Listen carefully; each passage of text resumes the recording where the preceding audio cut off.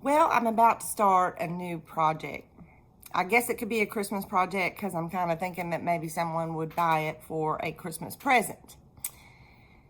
And it's something that I have not done before. Exactly. I am really starting to enjoy the junk journal craft. The very first one I did, though, was not a traditional junk journal. I used a book. It was a book like this. That's just kind of, I guess, covered in some kind of craft paper. And then it has just blank pages on the inside. And I called it the Bee Journal. And you can see that video. I think I did it back in January or February of this year. And then the only other kind of junk journal I did, which was more of a traditional junk journal where you make a cover and sew the pages in, was the mini junk journal, ballerina themed, as an ornament. And that was just a few weeks ago. So now I want to do a bigger junk journal that's ballerina themed. But you see, I watch a lot of videos. And the problem is I get so many ideas that then they're all just kind of rolling around in my head and I can't make decisions. But what I decided I wanted to do was I wanted to make a folio, which is different than exactly a junk journal. And then I hum-hawed around and looked at different options, and then I ran across corset spines, and I thought, oh, that's pretty. So I'm going to try to combine the two, but that's what I'm doing. And I've decided that I would do videos of the process along the way, and I would do it in I don't know, several parts. I don't know how many. It just depends on how many it takes to finish the journal. And I would like to keep, these little segments maybe under, 15 minutes or under, or 18 and a half plus 2. Probably longer than most people's attention spans, but shorter than a cinematic full-blown movie. I will show the process, including the mistakes that I make, because I'm sure there will be some. Because when I try to put things together like I'm doing now, I always seem to get myself in a pickle. So here we go. This part 1 is the cover. Well, for the cover, the size of the book, it is 8 1/4 inches tall by 6 inches wide. The spine is 8 1/4 by 1 5/8. This is chipboard that I got at Hobby Lobby. Kind of see the thickness there. So here I've got a front and a back cover and a spine. But a folio, when you open it, there are things that you can flip out. So for the flip outs, I have 2 that I have cut 8 1/4 by 5 5/8. And then I have 2 spines cut 8 1/4 by 13/16. And yes, that 13/16 is weird. I was gonna do it 3/4, which would have been 12/16. But as I measured out on my chipboard, I had a little sliver left, and guess what size it was? 13/16. So rather than cut 2 at 3/4, I only had to cut 1 more at 13/16. And the way this works, let's take one of my covers here. So pretend that's the front cover. I will have a 1/4 inch gap, and then this spine, and then another 1/4 inch gap for a gusset. That's what the gaps are for, so that when you're folding after you filled it, that it's not gonna bind. And then this page, and it's shorter than 6 because I don't want this to flip all the way to the back, because that would get awkward and would also bind. So if you can envision this spine being here and this board being here. Might be hard to visualize. So we're just going to get started. The spine is going to be a separate piece completely because of the corset spine, the corset little binding. So I'm going to put this spine away and one of my covers and one of my flips and one of my skinny spines. Now for this journal, I wanted to use material, and I had this pretty material. It's actually a leftover IKEA panel, but I thought it was really pretty. It's a really pretty linen, but it's thin. You can see here where I don't have something that I'll show you in a minute. You can see the difference. And with this chipboard being brown, I don't know. I just, between it being brown and this not showing up totally white, also I wanted to give it some thickness, some stiffness. So what I've done is I have ironed on a product called Heat and Bond. One side is sticky, one side isn't. And so when you iron that, it sticks to your material. Now I'm going to have a 1-inch border all the way around, but in the corners, I have removed the Heat and Bond because it would be too thick. Because when I start to turn this down, I will be gluing that. And then also, when this comes down like this, it's absent the Heat and Bond in that little triangle there because I cut it like this. And then when this comes across, same thing. It won't be too thick here in the corner. So the first thing, I'm going to show you how I lay it out. The first panel is going to be the smaller one because it's not the front cover. It's that inside flip. Then we're going to have a 1/4 inch, and the way I'm going to measure that and keep it straight is to use some double-sided 1/4 inch tape.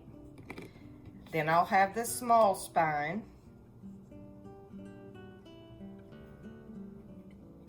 Then we'll have another 1/4 inch, and then we'll have this piece. If you were to follow it exactly, this piece of material, I cut it 15 inches long, and then this is 8 1/4, so I cut it 10 1/4 tall, so that I'd have that inch border all the way around. So what we need to do now is glue this, and then with a second piece, the same thing. And you can see I've already had one problem because when I was practicing, I messed up. So this is Fabrifix. I deleted those videos because they were already wrong.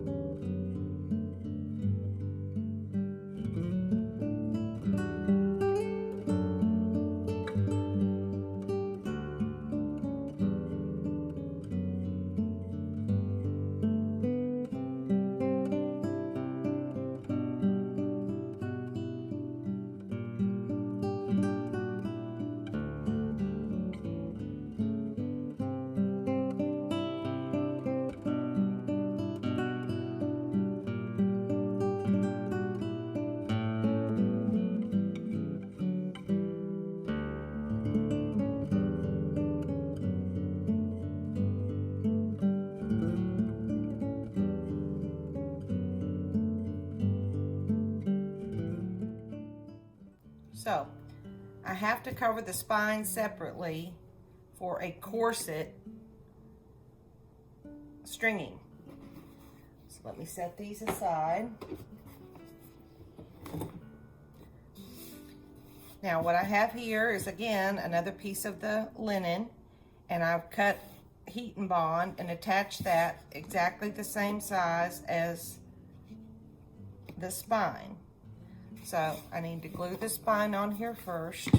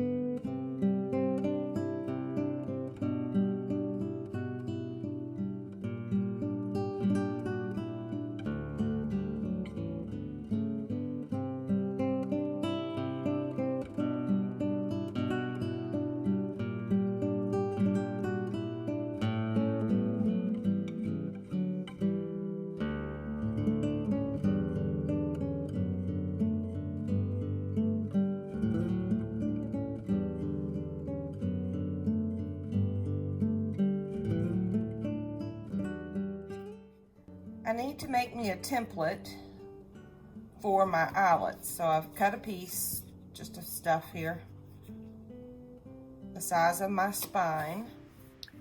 I'm speeding this part up, but I'll basically tell you what I was doing. I marked a ½ inch up from the bottom and then found the center, and then measured the space in between the center and the ½ inch mark at the bottom, and evenly spaced 3 more marks. I'm coming in a ½ inch off the side, and I have now marked 7 spaces, 7 spots where I need to punch holes for putting in the, whatever those are called. Oh my goodness. Eyelets. That's the word. Oh geez. The size of these. I don't know if I'm going to have enough all the same color.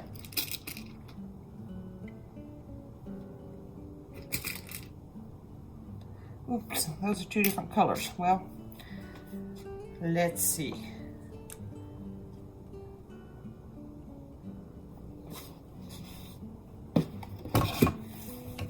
Don't want it to rip out, although there really won't be any pressure on it. Center of that is a ½ inch. So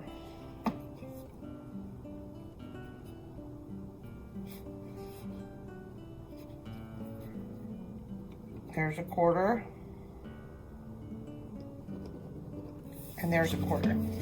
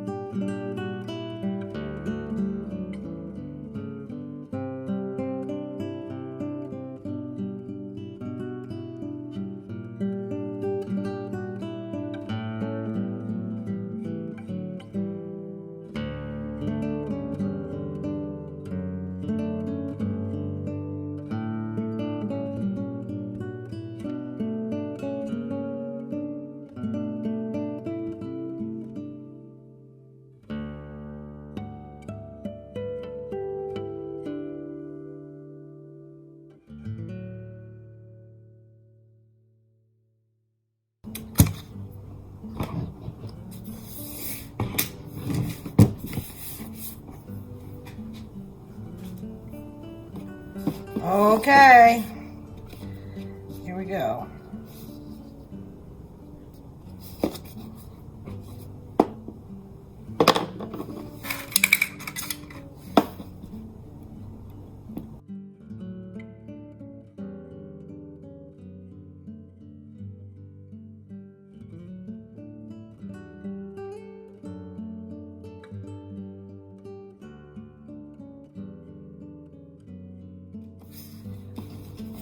I'm not exactly sure how this is going to go through all these thicknesses, but we shall see. Oh, it's going to be hard to see.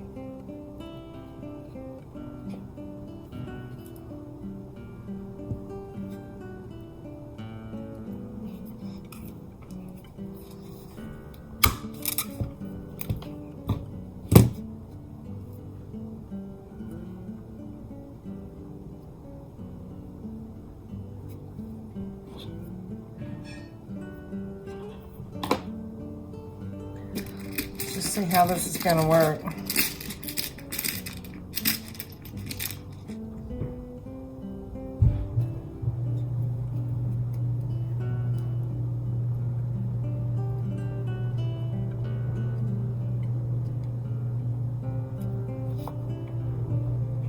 This is going to be tricky, as thick as this is.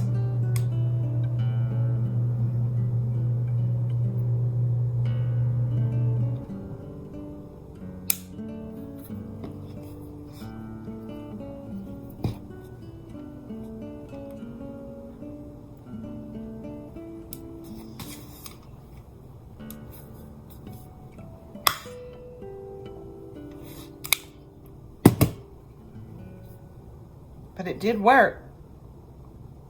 Okie dokie.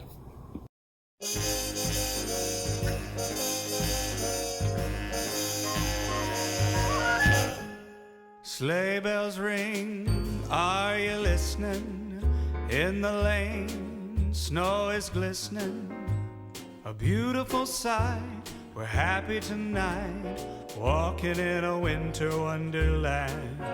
Gone away is the bluebird, here to stay is a new bird, to sing a love song while we stroll along, walking in a winter wonderland. In the meadow he can build a snowman, we'll pretend that he is Parson Brown. He'll say, are you married? We'll say, no man, but you can do the job when you're in town. Later on we'll conspire as we dream by the fire, to face unafraid the plans that we made, walking in a winter wonderland. Well, here's pickle number one. Hobby Lobby did not have eyelets. They had some the right color, but they were either too big or too small. And Michael's is pretty far away from Hobby Lobby, so it's time to punt and try to paint some of these that I have to semi-sort of match. Don't know how that's gonna work, but hey. And if I do paint them, when I go to squish them, it may scrape the paint off. Not sure. By the fire, to face unafraid the plans that we made, walking in a winter wonderland, walking in a winter wonderland, walking in a winter wonderland.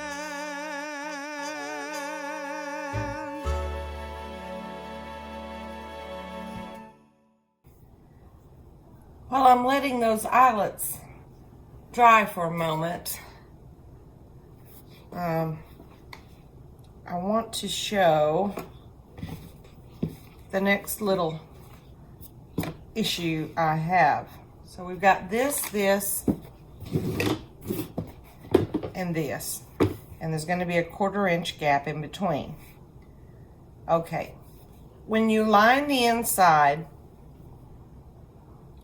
that would normally be the next step after I finish these eyelets and do the ties. It would be to get this all lined up just like it's supposed to be, and then glue in the next piece on top, the finished piece. Well, I decided again to use material, and I used this satin, and also lined it with Heat and Bond. The reason it's just shy of the top and the bottom is because this is a raw edge. I did not want to have extra thickness yet again by folding this over. And I have this trim that I thought would be cool to add to the satin, and that's why I cut the satin shorter on the top and the bottom so that I can stitch this trim on here. Okay, but 2 problems. Satin has a wrong and a right side. I mean, here's a scrap. So there's the shiny right side, and there's the back side that's flat. Now, I wouldn't mind the wrong side showing through in that little 1/4 inch gap there that's going to be right here. I wouldn't mind the dull side showing through. In fact, it matches that fairly well. But that's not what would show through. This interfacing here is what would show through. So I've got to decide what I want to do about that. I could probably trim the Heat and Bond back. That might be the easiest thing to do. The other option would be to, have another piece that I put in here, and then this goes down. And honestly, I think that's what I want to do. And the reason is because when I sew this on here, well, all it's going to show on the back side is just stitching, which isn't going to look right. So I'm going to cut a piece, move this. Let's look at our spine here. We can move the rest. I'm going to cut a piece where I can just fold this to make a finished edge at the top and the bottom, like such. And then I can glue these sides. Of course, this will be under it. Maybe I should show you. So this would be on top of this, and then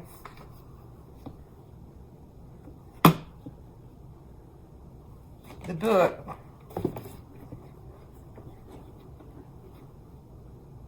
would be like this.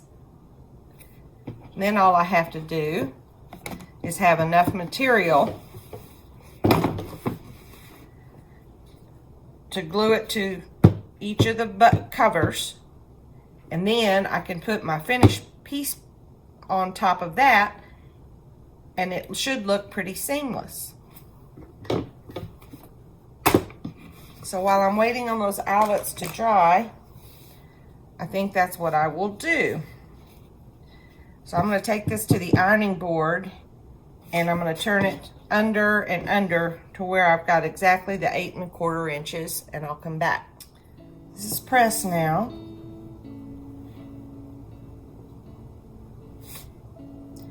I don't need this much width though.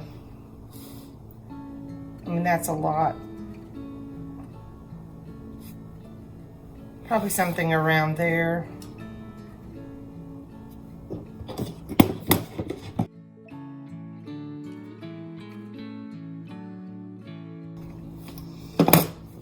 So that's ready. Let's see if our eyelets are dry. How well do they match? Well, they are not perfect, but I think they're close enough. Might hit the dryer on them one more time.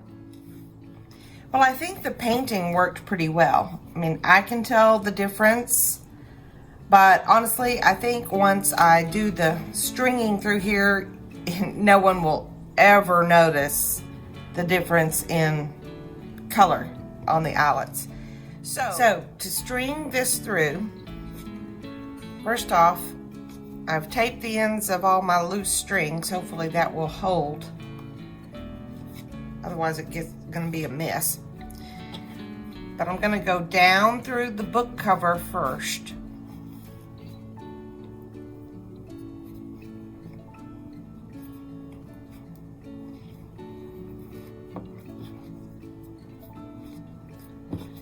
And then up through the spine.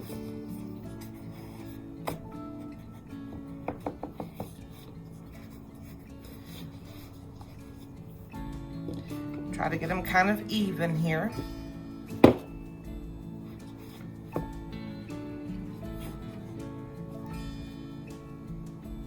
Okay. Now I'm going to take the one from the book cover and go from underneath the spine and up.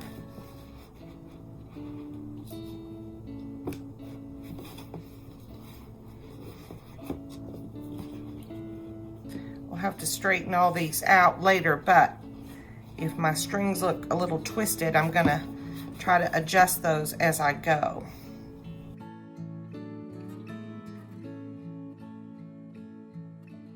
Now I'm gonna take the one from the spine, and again, from the underneath side, go up through the book cover.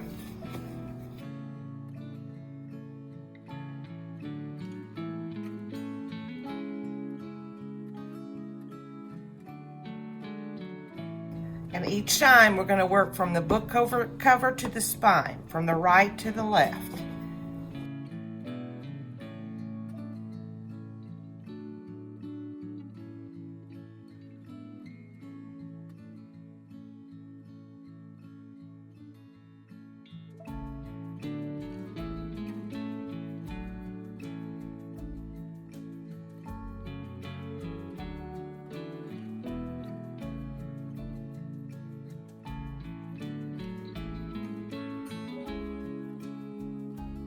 The only thing that is different when doing the second set of spines is that instead of starting with the book cover and going into the spine, you're still going to work from right to left. So this time, instead of down through the book cover, we're going down through the spine and up through the book cover. And this way, your crisscrosses will match exactly to the other side. Now it's time to address the inside. So you remember this satin piece that I just cut and pressed the seam closed. We want the right side to the outside. Now this is so thin, I want to be very careful and not get glue where the gusset is, where the spacing is, because I'm afraid this is glue on this satin is going to really show through. So instead of putting the glue on the satin, I'm going to put the glue on the spine first.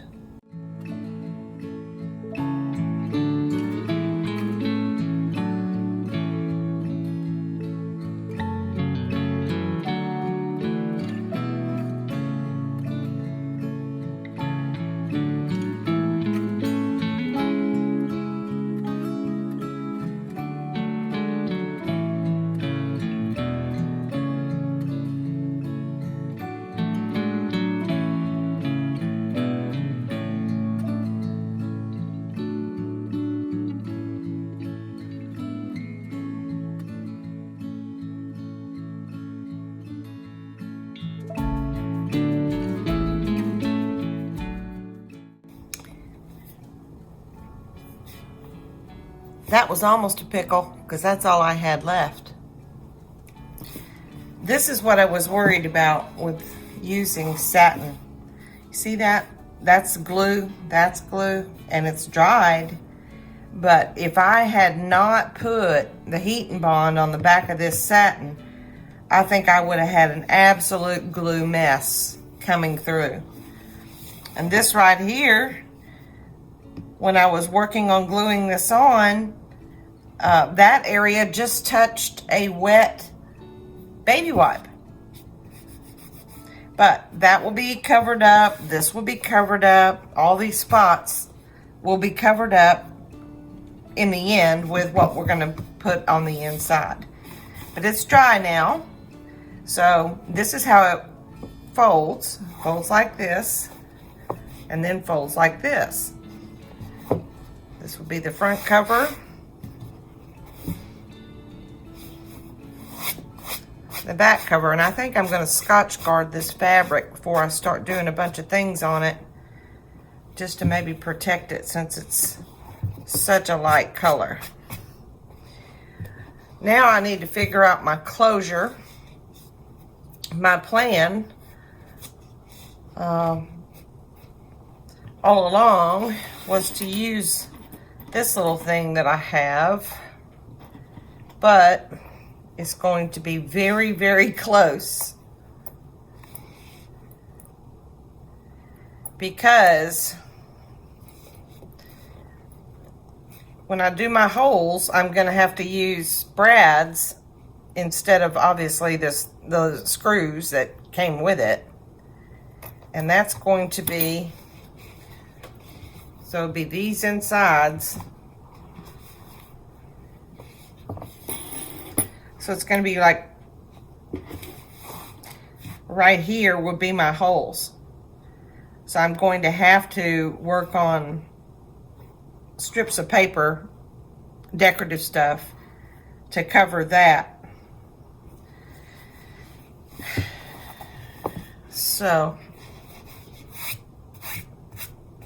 well, I hope that's going to work, because I have put a lot of hours into this, and I sure don't want to mess it up. This is the back cover, so it's going to be this outer edge.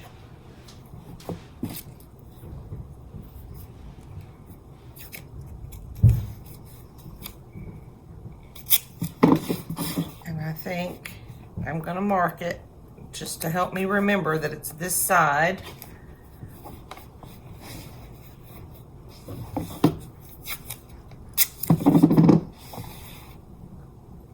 And this side.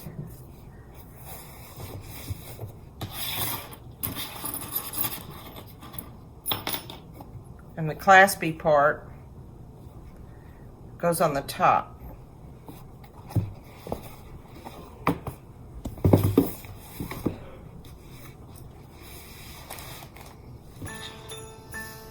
Hoo-wee.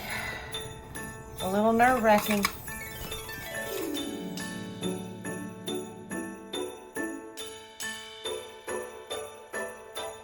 Oh, the weather outside is frightful, but the fire is so delightful. And since we've no place to go, let it snow, let it snow, let it snow. Oh, it doesn't show signs of stopping, and I brought some corn for popping. The lights are turned way down low. Let it snow, let it snow, let it snow. When we finally kiss goodnight, how I hate going out in the storm. But if you really hold me tight, all the way home I'll be warm. Oh, the fire is slowly dying, and my dear, we're still goodbye. But as long as you love me so, let it snow, let it snow, let it snow.